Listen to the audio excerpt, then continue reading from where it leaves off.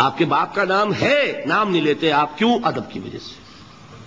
اسی وجہ سے ہم در حقیقت حضور کی بشریت کو نمایاں کرنے کو سوء ادب سمجھتے ہیں، ورنہ کوئی ہم جاہل ہیں، ہمیں عربی نہیں آتی، ہم نے قرآن نہیں پڑھا، ہم جانتے ہیں کہ وہ بشر ہے۔ بات سمجھ میں آئی؟ کتنی آسانی سے مسئلہ حل ہوتا ہے، بشرطے کہ نیت حل کرنے کی ہو۔ آخر آمنہ کے بیٹے ہیں، عبداللہ کے بیٹے ہیں، عبد المطلب کے پوتے ہیں، بچپن آپ پر گزرا ہے، لڑکپن آپ پر گزرا ہے، نوجوانی آپ پر آئی ہے، جوانی آپ پر آئی ہے، شادی آپ نے کی ہے، اولاد آپ کی ہے۔ کون بے وقوف احمق ہوگا کہ جو آپ کی بشریت کا انکار کرے گا؟ لیکن یہ کہ جس طریقے سے اس کو بیان کیا جاتا ہے وہ ایک مسئلہ بن گیا اختلافی، وہ رد و قضا اور کھینچ تان۔ اور اس میں بھی سمجھ لیجئے مثلکم پر جو ایمفیسس بعض حضرات دے دیتے ہیں اپنے توحیدی، جو ان کے اندر ایک مزاج ہے، اللہ تعالیٰ ان کے مزاج کو اور پختہ کرے، لیکن اس میں بھی مبالغہ کیا جاتا ہے۔ ایک حدیث مجھ سے سنیے جس میں حضور نے مثل کا انکار کیا۔ مثلکم کا مطلب اگر کسی نے یہ سمجھا کہ بالکل ہم جیسے ہیں تو بہت بڑی مغالطے میں۔ حضور صوم وصال سے منع فرماتے تھے، خود رکھتے تھے۔ صوم وصال کیا ہے؟ آج روزہ رکھا، شام کو افطار نہیں کیا، وہی روزہ رات بھر چل رہا ہے، اگلے دن بھی چل رہا ہے، شام تک کو جا کے پھر کھولا تو 2 دن کا صوم وصال ہو گیا۔ اگلے دن بھی نہیں کھولا، چلا تو 72 گھنٹے کا صوم وصال ہو گیا۔ یہ کیا ہے؟ صوم وصال۔ خود رکھتے تھے اور صحابہ کو روکا۔ صحابہ میں سے کسی نے ہمت کر لی، حضور آپ خود رکھتے ہمیں روکتے؟ فرماتے ہیں ایکم مثلی، تم میں سے کون مجھ جیسا ہے؟ ابھی تو عند ربی، میں تو اپنے رب کے پاس رات گزارتا ہوں، ہوا یطعمنی ویسقین، وہ مجھے کھلاتا ہے پلاتا ہے۔ بتائیے کون ہے جو اس کا دعویٰ کرے گا؟ حضور کے خصائص ہیں۔ حضور خود فرماتے ہیں تم صرف سامنے سے دیکھتے ہو، میں پیچھے سے بھی دیکھتا ہوں۔ کہاں ہوا وہ مثلیت؟ اگر آپ نے بالکل اپنے جیسا سمجھ لیا تو بڑے مغالطے میں ہیں آپ۔ نبی کا مقام ہے، نبی کا رتبہ ہے، نبی کے خصائص ہیں۔ آپ سو گئے تو آپ کی نیند، آپ کی وضو ٹوٹ گئی اور نبی سو گیا تو کہاں گئی مثلیت پھر؟ مثل اس معنی میں کہ بشر ہیں، نسل آدم سے ہیں، اس میں کوئی شک نہیں، اس معنی میں مثل ٹھیک ہے، قل انما انا بشر مثلکم۔ لیکن ہر اعتبار سے تو نہیں، سب سے بڑا فرق یہی ہے کہ وہی آ رہی ہے، معراج پہ تشریف لے گئے ہیں، اس دنیا میں بیٹھے ہوئے بھی جنت کا مشاہدہ فرما لیتے ہیں، کرا دیا جاتا ہے، دوزخ کا مشاہدہ کرایا جاتا ہے، فرشتے کو دیکھ رہے ہیں، یہ چیزیں ہیں۔ اور پھر خصائص جیسا کہ میں نے عرض کیا کہ آپ پیچھے سے بھی دیکھتے ہیں۔ آپ کا معاملہ یہ ہے کہ آپ اگر سو جائیں تو آپ کا وضو نہیں ختم ہوگا۔ یہ ساری چیزیں جو ہیں ان سب کو بیلنس کیجئے تو معلوم ہوگا کہ آپ بشر بھی ہیں، 100% درست، لیکن آپ کی وہ نورانیت، آپ سراج منیر، ہدایت کا روشن چراغ، آپ کی جو روح انور ہے وہ آپ کے اس جسدی وجود پر اس طریقے سے حاوی ہے کہ گویا کہ اس نے اس کی ظلمانیت کو ختم کر کے رکھ دیا ہے۔ اس معنی میں کوئی کہے نور مجسم تو مجھے کوئی اعتراض نہیں۔ یہ ہے ان چیزوں کو جمع کرنے کی شکل، خواہ مخواہ کی کھینچ تان کے سوا کچھ نہیں۔ بہرحال یہ پہلا حصہ ختم ہوا، شرک فی الذات۔ اب آئیے شرک فی الصفات۔ میں نے عرض کیا تھا کہ یہ ایک بڑا علمی مسئلہ ہے اور اس میں ٹھوکر لگ جاتی ہے۔ وجہ کیا ہے اس کو سمجھ لیں۔ بنیادی بات، ہماری زبان جو ہے وہ بہت محدود ہے۔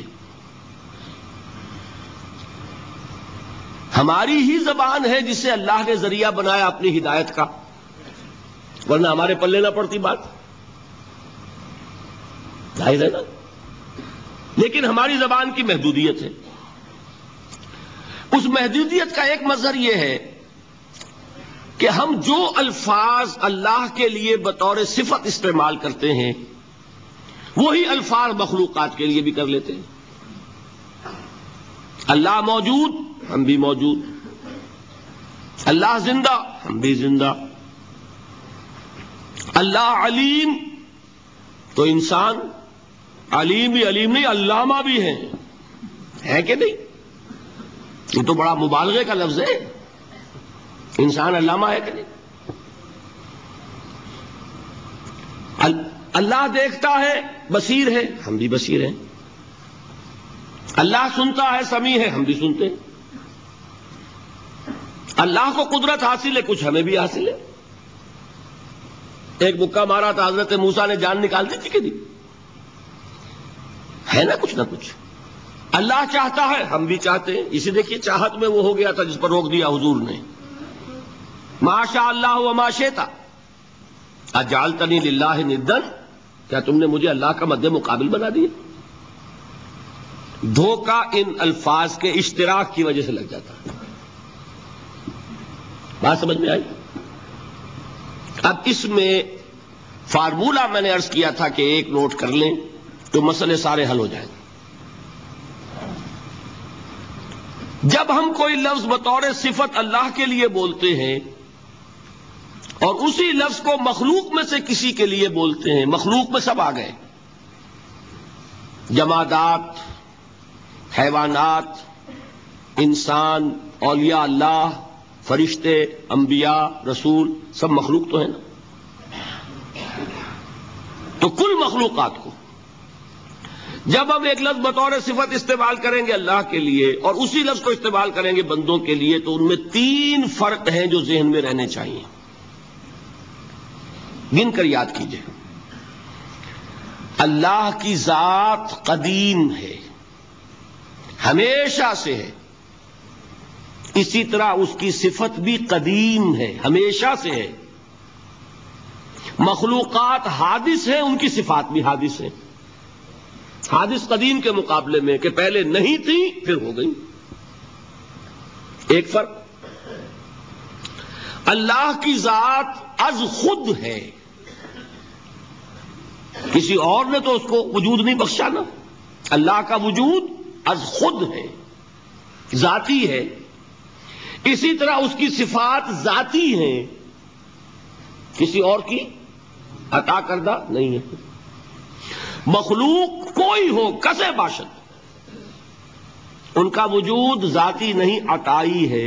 اللہ نے دیا تو وجود ملا. اسی طرح ان کی صفات عطائی ہیں، ذاتی نہیں. 2 فرق ہو گئے. اللہ کی ذات مطلق ہے، لا محدود. اسی طرح اس کی صفات مطلق ہیں، لا محدود. مخلوق کی ذات محدود کسے باشد، صفت بھی محدود. 3 فرق ہے، ذاتی، عطائی، قدیم، حادث، لا محدود، محدود. 3 فرق ذہن میں رہیں تو جو صفت بھی آپ اب بولیں گے اس میں یہ تینوں باتیں ذہن میں رہیں. سمجھ میں آ گئی بات؟ اب اس کا اطلاق کیجئے تو یہ علم غیب کا مسئلہ حل ہو جائے گا. یہ بھی لا ینحل سمجھا جاتا ہے نا.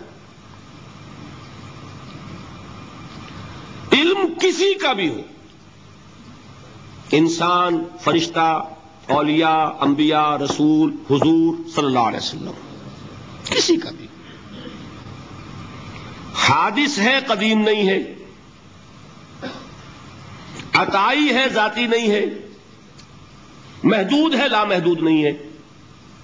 3 باتیں مان لیں، شرک نہیں ہوگا. ان میں سے ایک کو ساقط کر دیں، شرک ہو جائے. آئی بات سمجھ میں؟ اللہ کی قدرت ذاتی ہے، عطا کردہ نہیں. مخلوق میں جس کو قدرت حاصل ہے وہ عطائی ہے، ذاتی نہیں. اللہ کی قدرت لا محدود، یفعل ما یشاء فعال لما یرید علی کل شیء قدیر. ہم مخلوق کوئی بھی ہو اس کی قدرت محدود. اللہ کی قدرت جب سے وہ ہے ہمیشہ سے ہے، ہمیشہ سے قدرت بھی ہے، اور مخلوق میں سے قدرت یہ حادث